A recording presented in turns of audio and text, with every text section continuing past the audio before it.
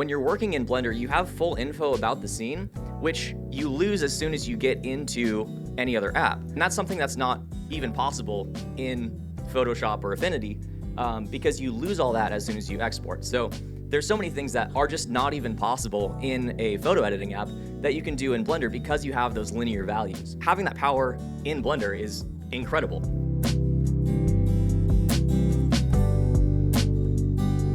One of the things that I've been getting into a lot recently over the last couple years is color and compositing. So that's been really fun to work with. And the reason I got into this was when I was originally learning Blender and trying to make realistic renders. I was really into photorealism and trying to figure that out because that was very difficult. And I realized that if I wanted to get a look that photographers were getting with their photos, then I should probably use photo editing apps with my renders. So I'd export from Blender, I'd import into Photoshop or Affinity, and do some color tweaks there, and export that. And that worked pretty well. I got better results than just whatever came out of Blender, but I was leaving a lot on the table. And I always wanted to think, like, can I just do this all in Blender and not have to go into Lightroom or Photoshop or Affinity or anything else like that? So if you do work just in Blender, then of course there's no app switching. That's already kind of a given.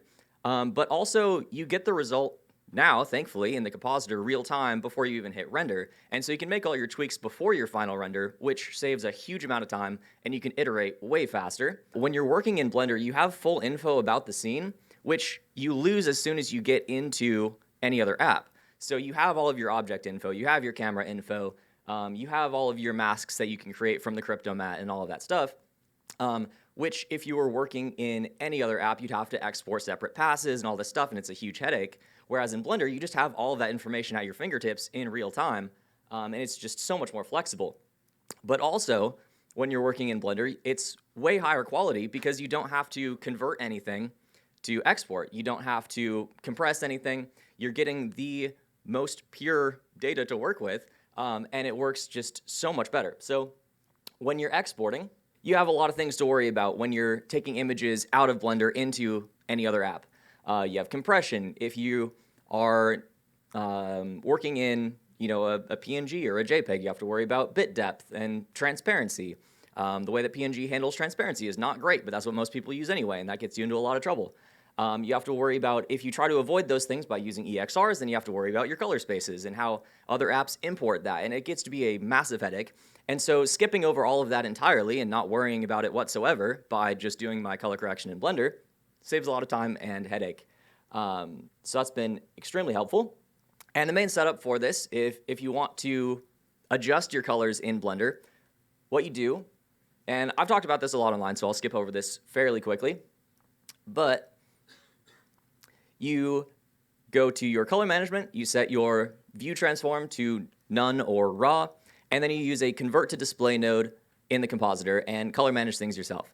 If you look at color correction tutorials on YouTube for Resolve or any other video app or compositing app, they will also do something similar just in Resolve.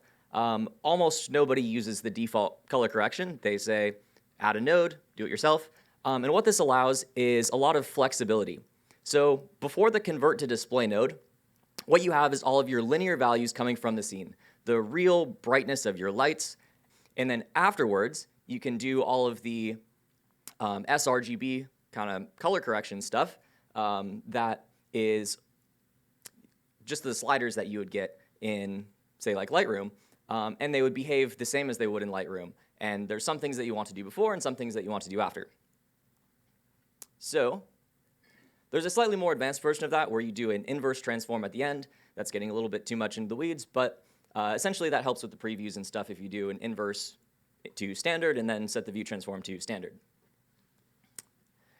So if you do things in linear space, this is probably too subtle to notice on this screen, unfortunately, I think. But if you, let's say you reduce your color temperature a lot.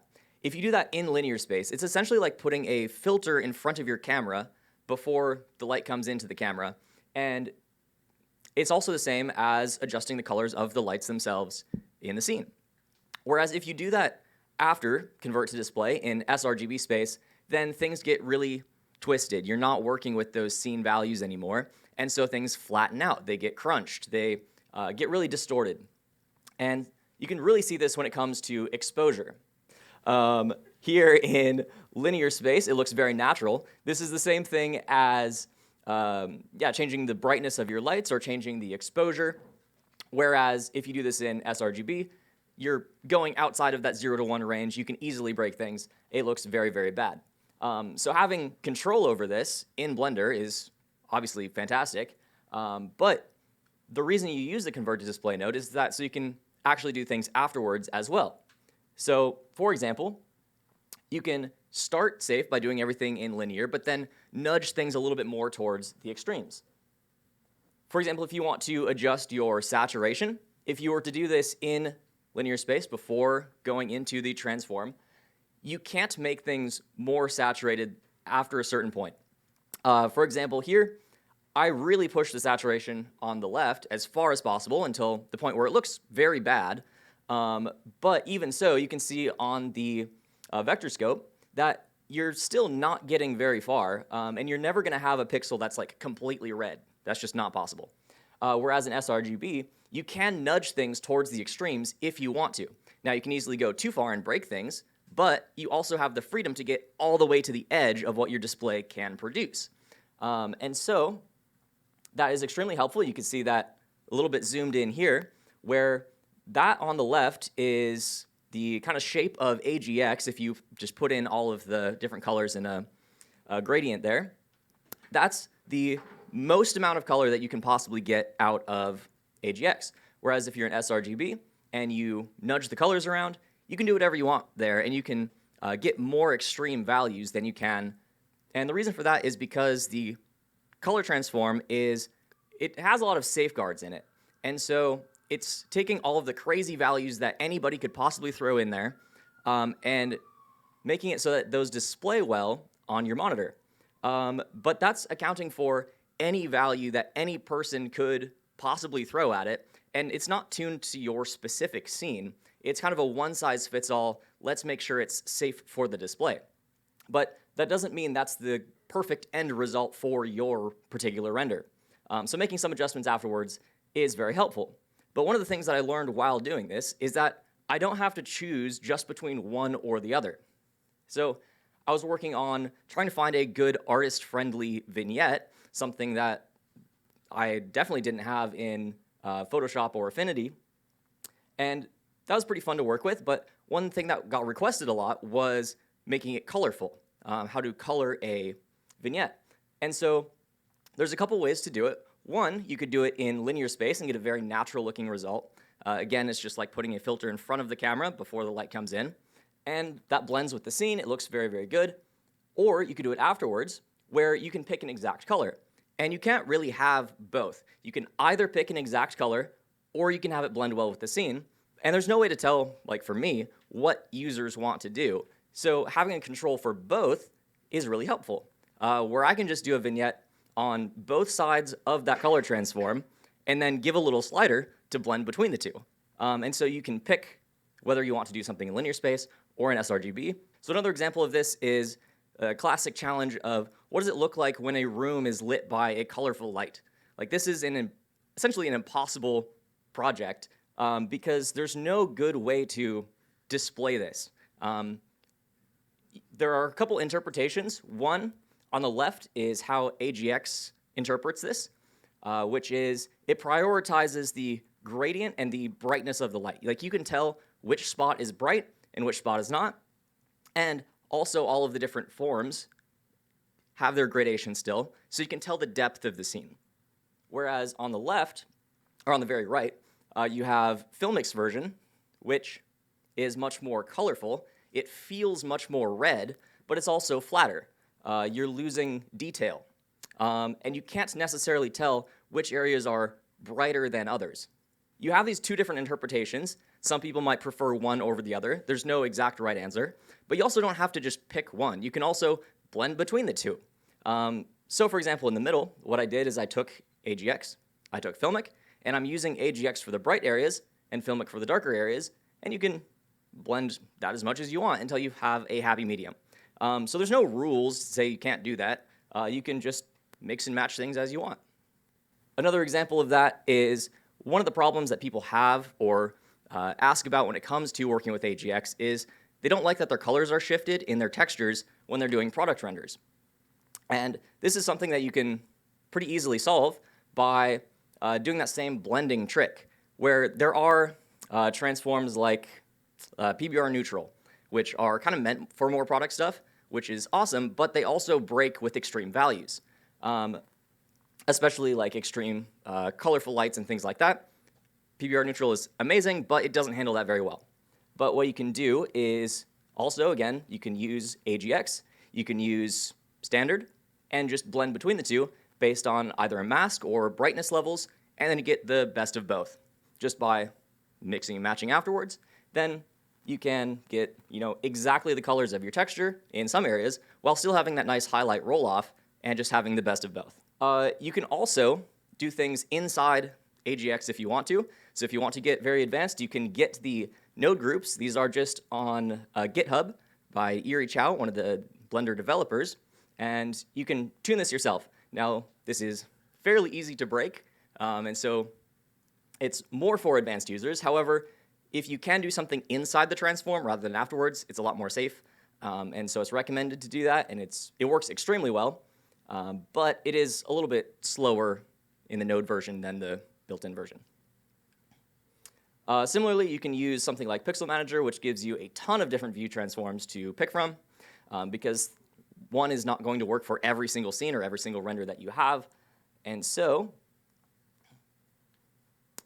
for example, here are all the different variations of AGX. You can see they handle colors very differently. One is not going to work for every single scene, so having the ability to just pick whichever one you like best and then use that as the starting point and then make adjustments on top of that is a really nice way to go. So some of the effects that I was working on, I was thinking a lot about film emulation, and surprisingly, AGX and Filmic and like film-like view transforms already do a ton of that work for you. For example, I would really recommend watching this video about Flim by a YouTuber Bean. You can see it doesn't even have that many views. However, it's like extremely informative for what it's actually doing to emulate film and how it uses kind of the negative process in order to come up with a good result to display. It's fantastic. I would highly recommend watching this video. I'll skip over all of the basic stuff that everybody already talks about and knows and talk about some other effects. However, I will say things like lens sim are fantastic because if you can do a effect like chromatic aberration in the lens of the camera itself rather than in the compositor, it's going to look way better. So I would highly recommend using something like this or doing something in the scene before it comes to the compositor, if possible. But one of the effects that I first started out with that I wanted from Affinity and Photoshop and all that stuff was local contrast. And this one's really fun to mess with, where all you really do is you just find the hard edges of the scene where the contrast is, and you kind of exaggerate that a little bit. And this is something, there's sharpness, there's clarity, there's all that, but essentially it's just variations of the same effect. And surprisingly, this also happens in film to some degree, because when you have your negative and you're developing it, the different chemicals interact with each other as they're mixing next to each other in the process. Obviously, it's not going to be exactly like this, but you can kind of tune things if you like. But the whole basis of this effect is extremely simple. Really, all you do to find the edges of your image is you just blur it and find the difference. That's it. And you can use this for anything. It's so powerful. So you can use this to find edges overall like this, or you can also find one side of the edge. So you can pick the bright side, you can pick the dark side, and do whatever you want with it. You don't have to just do this for values. You can also do this, for example, for saturation. You can pick the saturated side of an edge, or you can mask out whatever you want, and you can use any pass for detecting edges, not just your brightness. And I think one reason effects like this get kind of a bad rap, especially you see like phone photography and things like that where everything is super sharpened or super clarified or whatever, and it doesn't look great. However, you can definitely mask things out and specify, okay, only do this effect on one object. and really tweak things for your scene. So it doesn't have to apply, blanket overall. You can really finely tune and control how and where this actually is affecting your scene. And that's one of the huge powers of having all this information in Blender, because you have the crypto mat, you can pick objects, you can pick materials, you can pick textures inside of your materials with AOVs. It's extremely, extremely powerful. And so, if you want to learn more about the local contrast and how film works with that, you can mess with this app called Filmulator, and that does a good job of kind of giving you an intuition of what's going on. It's not 100% scientific in the process, but it's trying to emulate that film development process, and it does have some of that local contrast, and it's really fun to mess with. Another effect that I thought was really fun is negative bleed, and this one, I'll try to jump back and forth if I can. I don't know if that does work. And this is a cool one where you think of glare, you think of bloom happening in the lens in the camera before it hits the film, but there's also an effect where once the light hits the film, while it's still a negative, it can bloom out a little bit in the film itself, and then you reverse that negative and you get a little bit of darkening actually around those high contrast edges. And so being able to kind of blend that together just gives a really nice smoothing effect that looks really natural and kind of gets rid of the very overly digital harsh edges just a little bit. So this is an effect that I like to use a lot. And again, you're just applying bloom to the negative and then flipping it back around. And that's really fun to mess with. Another thing, halation, that's another type of glare that you'll probably see in all video editing apps and things like that.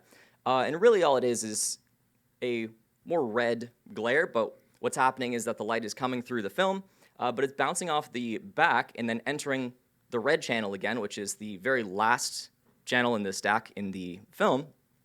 And so it ends up being more red, but the brighter the light is, the more it passes back through the other layers, and so it might get a little bit yellower in some areas where it's bright.